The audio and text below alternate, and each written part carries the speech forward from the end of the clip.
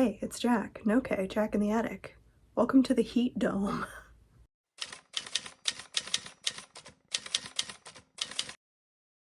But for real, heat dome. It's either the first day of summer or the second day of summer. I forgot to look it up, but it's 90 something. I'm not a fan. The air conditioning is gonna kick on in like moments. It's off and on. So there is gonna be that background noise and there is just nothing I am willing to do about it at this moment. So I haven't had an actual knit and chat for a while and I wanna do that. Sometimes it's hard to do that because I'm picking things up and showing them to the camera so much, but I really want to talk about my Tour de Fleece plans. So that'll be more talking than showing, but it will be some showing. Like my wool, obviously. But what are we knitting? Actually, before what we're knitting, what am I wearing? I finished my Cottagecore Crop in my hand-dyed Haunted Swamp Noodles. That looks crazy. I have come to accept that I wasn't imagining that my hand-dyed yarn smells crazy. So I would like to wash this one more time. The only thing I can think of that I am not like 100% thrilled with is how the shoulders sit. Like there's a button band, but there's nothing that goes along the neck, so sometimes it's kind of wide. That may just have been an incorrect size choice on my part, but I feel like the rest of it fits fine. It's very comfortable, very breezy and light. I ended up using like exactly the 2 skeins that I dyed, and I don't remember what size I made, so hold on. Okay, really cool. I didn't highlight what size I was using in the pattern like I normally do. So based on the chart measurements, I'm assuming I made size large. That makes most sense to me. And yeah, I used exactly 2 skeins of yarn. I did make the sleeves like a ½ inch longer than the pattern calls for, just preference. What I did was basically knit the entire body and then use my kitchen scale to split the remaining yarn into 2 so that I could just knit sleeve until there was no more yarn. And that worked really well. I will be using that technique again. That's how I split skeins of yarn for socks and things like that. So like I've made more than 1 pair of socks. I've split multiple skeins to make socks, but I've finished 1 pair of socks ever. Except for the weird crochet socks I made early in my crochet journey. Have I ever shown those here? I don't think I have because it was way, way before I started this channel and they're not good. Do you want to see them? I'll go get them. This is not the direction I thought this video was going. We'll get to the knitting and the chatting soon, I promise, but here are the first socks I ever made. They're crochet. They are really thick, they're really sturdy, and they barely fit in any shoe, so I really just wear them as like slipper socks around the house in the colder months. Also, 2 skeins of the exact same yarn. These socks are not, they're not sisters, they are not cousins. These socks are maybe friends at best. These socks went to college together and then did not keep in contact. Not a clue what happened there. Did I check dye lot? Of course not. I bought these 2 skeins at completely different times for some reason. And yeah, I used an entire skein for each sock. This is the Patent Croy whatever sock yarn. It was like the only thing that said sock on the label, and I didn't know more than that, so I have the urge to put these on now. It is 90 degrees. I will be doing so anyway, so just know for the rest of the video I will be wearing these. For being crochet and being really early on in my fiber arts experience, they fit really well and they're pretty comfortable despite being pretty chunky. I really don't know how I got the fit so perfect. Even my knit socks don't fit this well. You just have to believe me, because I'm not like pulling my foot up to my head so I can show you my socks.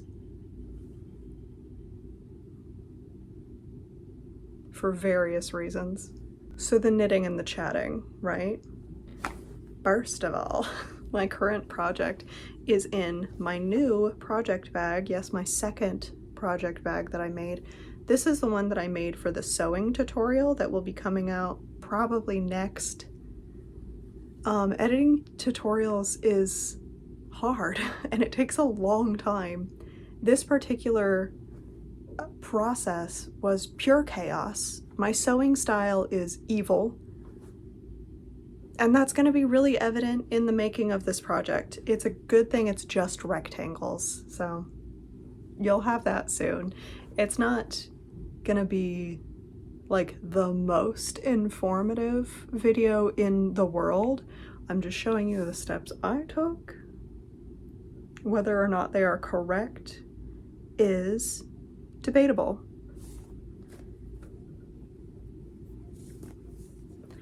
So despite it being really hot today, it is nice and breezy, and we now own a wind chime. So my partner had been looking everywhere for a wooden wind chime, not metal. We wanted wood specifically. Ended up with bamboo, so if you can hear the bamboo chimes in the background. You're welcome? I don't know. I have no clue. Sorry? So what I'm working on, this is the first project that I have ever hand spun yarn specifically for. It is a pattern test for WitchingHourKnits. I talked about it a little bit in my knit along wrap up video, so you may or may not have seen it. It's the Peat Wrap, P-E-A-T. I am so glad I decided not to dye this fiber or this yarn. It's, the color is oatmeal. It's just natural BFL from BeesyBee Fibers. It's B-E-E-S-Y-B-E-E. I refuse to pronounce it normally. I have to put emphasis on BeesyBee. BFL, for me, I tend to spin at about a fingering weight, and so a 2-ply ends up about a DK pretty consistently. However, the first skein of this fiber, I don't even know if skein is going to be the right word, but the first batch of this fiber that I spun was less consistent than I would have liked for it to be. So my wrap is honestly like 2 inches wider than the pattern calls for. I knew I needed to take this leap and spin for a specific project just to get over the fear of doing exactly that. I knew I needed to do it.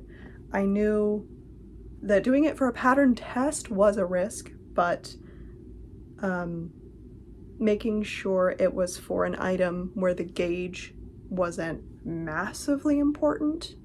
I also think that when this is at the finished length, the weight of the length of it is going to correct some of the extra width. And if it's a little bit wider than it's supposed to be, oh well. Worst case scenario is I need to order a little bit more of this, and I'm keeping an eye on how much fiber I have used, like weight-wise, because I know how much I started with, so I can measure how much I have left to determine how much I've used versus the length of the project to see if I have approximately the right amount of fiber left to finish it. In theory, someone's washing machine just started. Anyway, in theory, a pound of fiber, 16 ounces, 4 4-ounce braids, basically, which is a little bit over 400 grams skeins, right? 4 skeins of DK is about the yardage required for this project. Do you see my brain leave my body anytime I have to start doing math? It's horrible. Anyway, it worked out that the amount of fiber that I ordered with no project in mind should have been about the exact amount I would need for this project. But I still very much consider myself a beginner spinner, so inconsistency is part of the experience. So I may end up a little bit short, and I may need to order maybe one more. I think this particular pattern is a lot of fun. It's really relaxing. I'm getting 1 or 2 repeats done every time I pick it up, which is awesome. A repeat is like one little cable section. It's eventually going to be 60 inches long.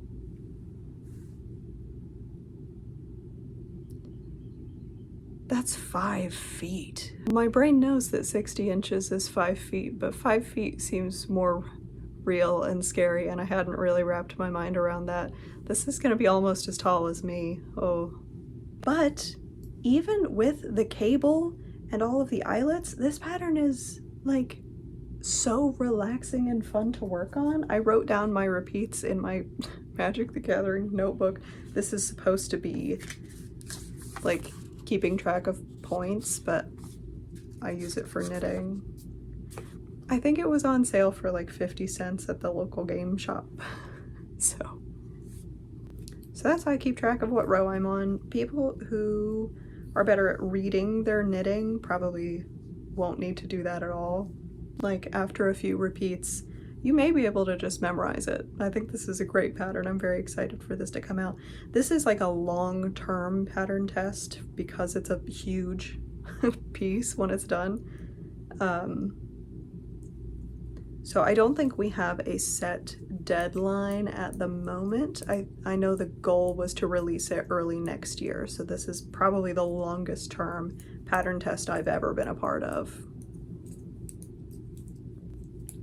So, speaking of peat, P-E-A-T, speaking of peat, remember the 2 braids of Peat Bog BFL I bought from Fat Cat Knits that I have been obsessed with and have not spun, and they're just sitting in my collection because I have a plan? That is going to be my priority. That's going to be the first thing I focus on spinning for Tour de Fleece. Let's actually talk about my overall goals for Tour de Fleece first, and that is just to take a month, not an entire month. You know, Tour de Fleece is like, I actually don't know, hold on. Tour de Fleece starts July 5th, which is conveniently the first day of fall, and it ends on July 27th, and there are a couple of rest days in there. My goal is to take those roughly 3 weeks and really just focus on my spinning. I'm not going to be doing much knitting in that entire time. I will leave my knitting as the project that travels with me. If I'm going to be a passenger for more than 5 minutes, it will be the project I take to knitting nights, but other than that, I think I'm going to really focus on my spinning. I'm not setting any yardage goals. I'm not joining a team. I'm not doing anything particularly special other than challenging myself to focus on and improve my spinning.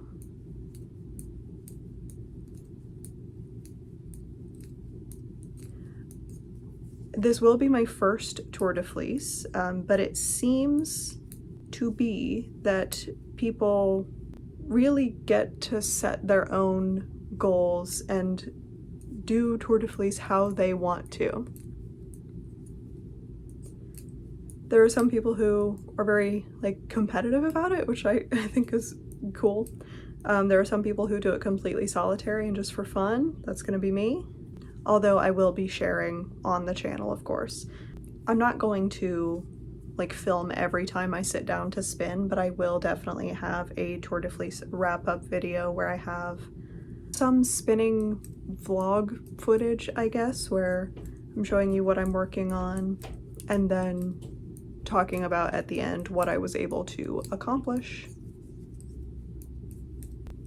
But yeah, not joining any teams, not competing in any sort of way, just focusing on my craft, like giving myself that time to not worry about other projects and just focusing on this one craft. So my two main priorities are going to be first finishing this yarn for the Peat Wrap. I have my bed right now is just covered in bags of fiber. I have a diagnosed phobia of infestation, so everything I have is double bagged with the moth away pouches, and there are going to be a lot of bag noises is what I'm saying. I have approximately this much fiber left to spin into this yarn of this oatmeal BFL by BeesyBee Fibers, so I need to work on this. So far, when I really focus on spinning this fiber, it takes me maybe 4 to 5 days to spin about 150 grams, which I think is pretty good, but that's if I'm like really focused. Obviously, I want to finish spinning that so I, first of all, know if I have enough. I do want to do that math first so that I know if I need to order more fiber, because if I have to order more fiber, I will want to spin it and ply it with the fiber I already have in case there's any color variation. That way I can sort of mix it in with the rest and hopefully not have any sort of stark color differences. My second priority, this is why I said earlier, speaking of peat, my second priority is the Peat Bog by Fat Cat Knits. I have had this in my collection for months, and I think I talked about my goal being to spin this, ply it with black, so it's just a 2-ply, this and black, and then knit a cropped cardigan with it. That dream is coming true, and not only is it coming true, this is going to be a buddy knit, which I've never done before, and I'm doing this buddy knit with one of the channels who inspired me to start my own, Irma Melkumian, who I have watched for over a year at this point. If you don't follow Irma, her channel is fantastic. Definitely more like long form knitting focused videos, whereas I am all over the place. But yes, we're going to be knitting cropped cabled cardigans, and I'm stoked. We're probably not going to be knitting the same pattern. I have several pattern ideas at the moment, but yeah, just having projects of the same theme that we're working on together, I'm very excited about it. Because I am so obsessed with the colors of the Peat Bog braids, and I really want to let those colors shine a little bit, that is going to influence my pattern choice for sure. So I'll show you the ones that I am currently thinking of, but if you have something that you think would work really well, definitely let me know. I would ask that recommendations be size inclusive. I'm really trying to focus on only buying size inclusive patterns. I do slip and just like completely forget to check sometimes, but I'm trying to be very intentional about that. So the patterns that I'm looking at right now, a front runner at the moment is obviously the Chained Oblivion cardigan by Knitting Nakabi. First of all, because I already own it. Second, I've wanted to knit it for quite a while. I think it is so cool. And this one is to fit bust circumferences from 30 to 32 inches to 62 to 64 inches, so good range of sizes in this one. I really love the texture of it, and I love the chain cables. They're so cool. My one concern is that it might be too much detail. It might kind of overwhelm the colors. And every time I see this cardigan in solid black, I think it looks so cool. So my urge to knit it in solid black is kind of keeping me from committing to this one 100%. So the other options I'm looking at, the Viveca cardigan and vest. This one is written for sizes extra small through 5XL, 93 to 160 centimeters in finished chest measurement. It doesn't give a specific ease amount recommended. Says it can be knitted with either a slimmer or looser fit. That's about 36 to 63 inches. And I am, again, looking for cardigans that are knit in DK specifically because, again, BFL, I tend to spin DK at a 2-ply. The third option I'm looking at is the Bryce Pillar cardigan. This one also has a lot of texture though, so I'm still worried that this might overwhelm the colors of the fiber. I'm not 100% sure about that yet because I obviously haven't spun it. I don't know what it's going to look like spun up. So the Bryce Pillar cardigan, I'm trying to interpret this and read it out loud at the same time. It looks like the finished bust measurements are 34 to 70 inches or 86.5 to 178 inches with recommended 2 to 6 inch positive ease. So good range of sizes there. Yeah, I just think this one's really cute too. I really like the sleeve details. The ribbing on the back is super ribbing. What do I mean by that? The cable details on the back are super cool. This one may be a little complicated for me. I obviously have like a little bit of experience with cables. I want to get more experience with cables. That is why I'm thinking if the yarn ends up looking the way I expect it to look, it's probably in my best interest to knit the Viveca cardigan so that I can get more experience with cables and have some sections of the cardigan with a little bit less texture to let that color shine. So those are the options I'm looking at. I'm leaning in various directions at any given moment. It's gonna depend on how the yarn spins up. I have to leave it there. I cannot make a decision until I spin the yarn. Oh, I did want to mention my ruler tattoo. It seems like I'm in very good company. Several of you commented to say that you also have ruler tattoos. Also, Adam Savage from Mythbusters has one, I guess. It feels weird to call him Adam Savage from Mythbusters because he does so much other stuff now, but I think that's still where most people know him from. The one who's not Jamie, you know? And apparently, just found this out, he sells temporary tattoos of the same ruler tattoo he has, so if you want to try this out and see if it works for you, apparently that exists, so that's cool. So, the cropped cabled cardigan, buddy knit. As we have discussed, I have 2 braids of this, and I have 2 braids of the exact same amount of plain black fiber. That is from, where is it? I have been doing a really bad job at keeping track of where my fiber is because it is just thrown in with my various yarns. I need to separate at least one of my, I have these little like square shelf bins. I need to separate at least one of them to be just fiber because this is silly. I know I have another one, but it's Friends in Fiber in the color Raven. This is like a really good, solid, true black fiber.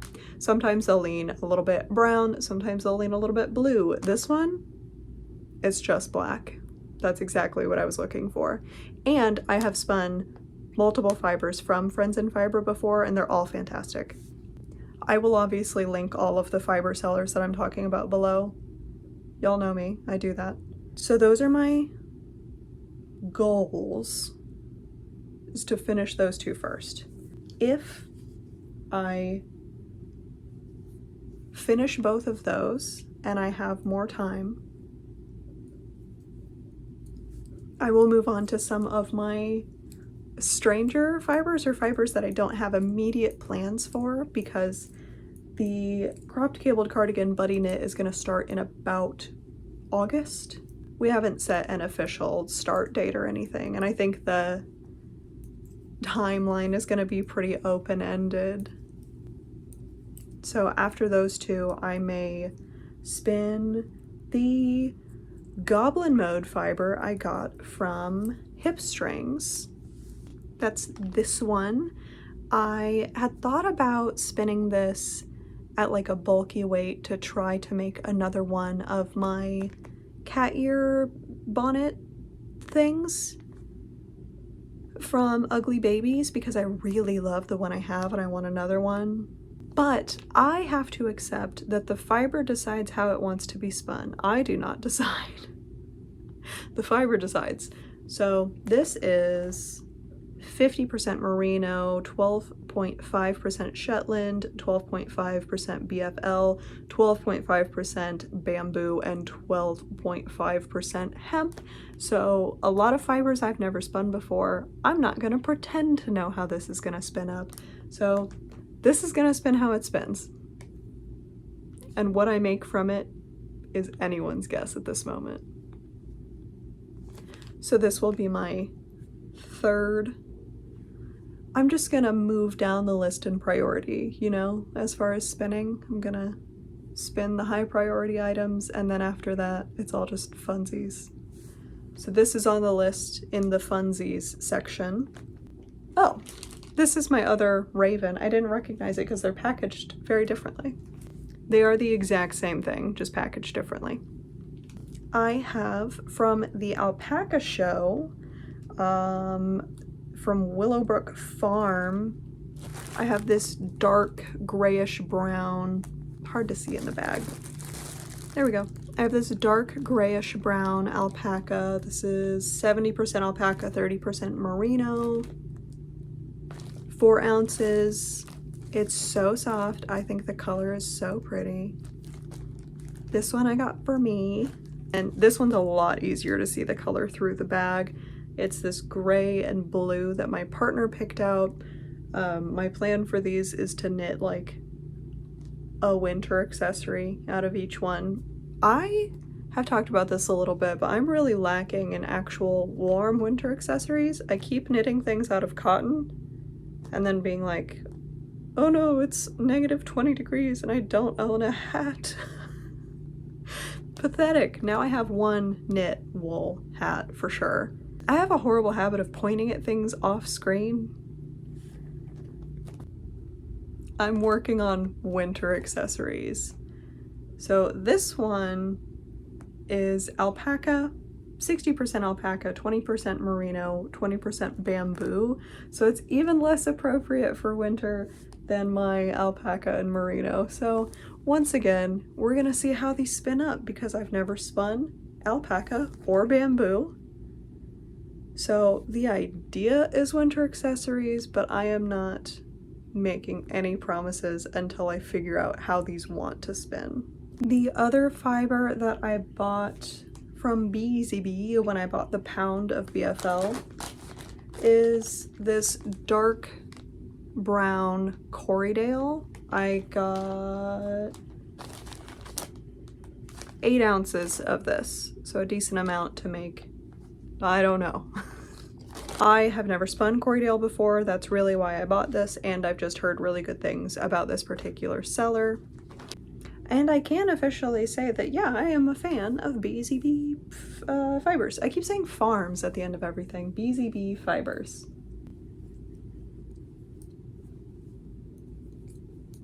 So that is another new fiber to me, so I cannot say how it's going to spin. I have no clue.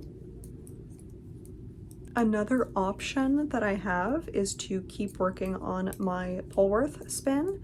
I have finished one of the 3 4-ounce braids that I own, and it took so incredibly long that I'm in no rush to spin the rest of it. If you haven't seen it, I had no idea that Polworth is goated. It's so easy to spin thread, this teeny tiny, oh my god, this is a delight to spin. The fiber I got is from Arbon Textiles. It was something I saw at my local yarn store, Yarn Social. I bought it at Yarn Social, purely out of the interest of spinning fibers that are new to me. So I'm sitting surrounded by fibers that are new to me, but the Polworth I have actually spun now. And again, it is a complete delight to spin. It just wants to spin so thin that it takes a really long time to get through any of it for me. So once I started spinning that yarn and realized how great it is, I picked up another braid, and then a week later I picked up another braid. So I'm still not sure what I'm going to do with that fiber. I have it caked up just as a single ply at the moment because I don't know how I'm gonna ply it. It is really thin fiber. When I wash it, I know it's gonna fluff up a little bit, so I think if I do a 2-ply, it might be a nice fingering weight, but I'm also aware that the more plies, the more likely it is to even out and be more consistent. Like the more layers, the more chance it has to be even, if that makes any sense. So I could just do a huge 12-ounce 3-ply skein of this Polworth. I have no clue what I would do with that though. I also don't think a bobbin of my e-spinner is gonna hold 12 ounces. I think they hold 6. I would just do it in 2 skeins then, easy, okay. I will say, every time I spin this oatmeal BFL, I end up spinning about 150 grams, which is like 6-ish ounces, maybe a little bit less, and I still have a good amount of room left on the bobbin. Now I have to check my math. Oh, because I'm wrong. 150 grams is about 5.3 ounces. I keep conflating 4 ounce to 100 grams, which is not true. It's like 113, 115, something like that. About 113, yeah. The ice cream truck is here.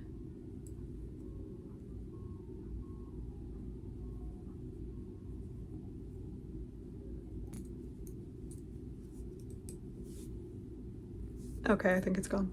So I think if I do a 3-ply, probably as 2 large skeins, that could be a nice sport weight. I do like sport weight. I really like working with sport weight. I don't have any plans for it yet. I'm probably gonna dye it. I personally have no reason to leave it white. Even as a gift knit, I don't think I would have a reason to leave it white. So that will be my first time dyeing handspun yarn. Excited to see how that goes. I do plan to dye more yarn, by the way. I know I was like heavy into yarn dyeing for a minute and then kind of paused. I'm trying to work through a bunch of other projects first. Knit Picks just had their 2 for $6 sale, and I did stock up on some undyed yarn at that time. There will definitely be more yarn dyeing adventures in the future. So to recap my Tour de Fleece plans, I am just gonna chill and spin by myself.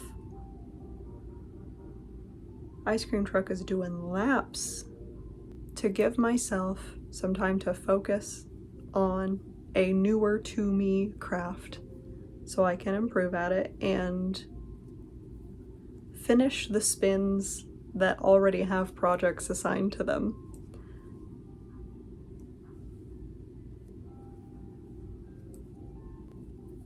The ice cream truck is just parked outside of my home now. I'm gonna lose track of what I was saying. Okay, the ice cream truck sat outside of my home for, no joke, over 10 minutes, but I'm back.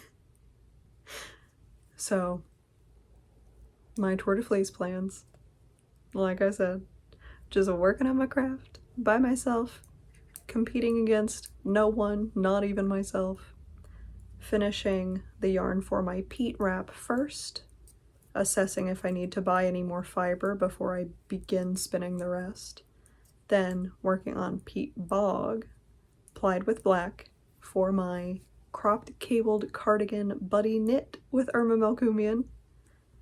And then I don't have plans for any of my other fibers, so I can spin whatever I want.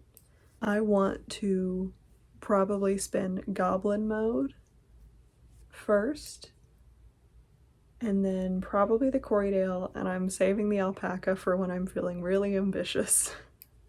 And that is all just assumption at this moment, because who knows how I'm gonna feel July 5th. I have to say, I do not handle 4th of July well. I am not a loud noises person at all. I used to live in a place where I genuinely just didn't hear any fireworks. And now I live in a place where I hear fireworks all day and all weekend and all the time. And it's great. So I will be chilling with my noise canceling headphones on literally all day. And then the next day is the first day of fall, obviously. So that will fix everything. I did use the ice cream truck time to go back 2 rows, because once again I was yapping and lost track of, even with my notes, I lost track of the row I was on. I just forgot to cross one off, and so I did one row twice, and then on my next row I was like, uh-oh, the count's not counting, math is not adding up. How could that be? It's because I did the last row too many times. That's okay. That is very much a me problem. This is reminding me how much I do really enjoy filming these long, chatty videos. And I've been told that people, not everyone of course, but a lot of people prefer the long, chatty videos, the type where I'm just keeping you company while you're doing your craft as well. And I think that's great, until it comes time for me to caption them. I am never going to start putting out videos that I have not gone through the captions and corrected everything that I catch as an error. Obviously I miss things. I am not perfect at captioning by any means, but there is never going to be a time in my life where captioning is not a priority. But yeah, it takes a long time, and I was a transcriptionist for 15 years. That was my job. So if anyone should be good at captioning and get it done quickly and efficiently, it's me. And yet, that is not the case. But it is absolutely worth it, and I'm never going to stop doing it. By the way, if you ever are not sure of like a pattern name or a designer name or something that I've said, those I always make sure to correct in the captions. I do always link things in the description, but once in a while I will completely miss a link, and so in the case that that happens, definitely check the captions. It's always there. Am I a little bit biased as a captions user 100% of the time? Probably. But that's fine. I will say editing and I are on better terms these days. I do not find it as tedious and stressful as I used to. I think my editing is improving slightly. And at the same time, I fully intend to change the editing program that I use pretty soon. And then I get to start over and not know anything. So get get excited for that. Okay, I am back on track. I have fully corrected the 2 rows that I messed up. I did not make that much progress, but that's okay. I have so much time, and I have done way more than I expected to have done by now.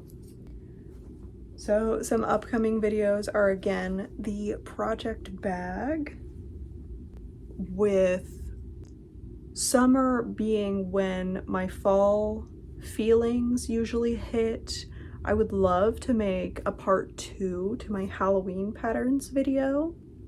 I have a concept for a 3rd Goth Knits video, and it is not just straight up Goth Knits part 3, even though another goth knitting video, you know, never hurts. Those are always fun to make. But I have something kind of specific in mind for part 3. And spoiler, it is for all the people in my comments who are like, I'm not goth, but this is perfect for my child, niece, grandchild, friend, you know? It's that kind of video. Because I hear you and I see you and I appreciate you so much. This next one is for you. And then when the buddy knit does start, I will probably keep those updates in my sort of monthly project update videos. I have sort of settled into a pattern of doing one of those every month where I update you on what I have finished, what I am currently making, that type of video. And then what I fill in for the rest of the month, I still haven't figured out. Even though I've been doing it, I don't know what I've been doing. So yeah, very excited to start that.